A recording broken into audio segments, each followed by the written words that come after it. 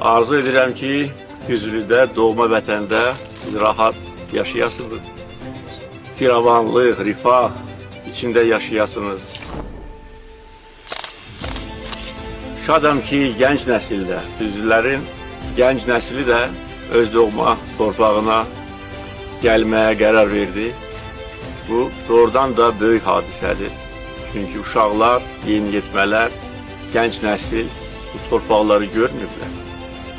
Onlar bu torpaqları ancaq sizin onlara danışdığınız məqamlardan elə bil ki, ürəklərində saxlamışdır.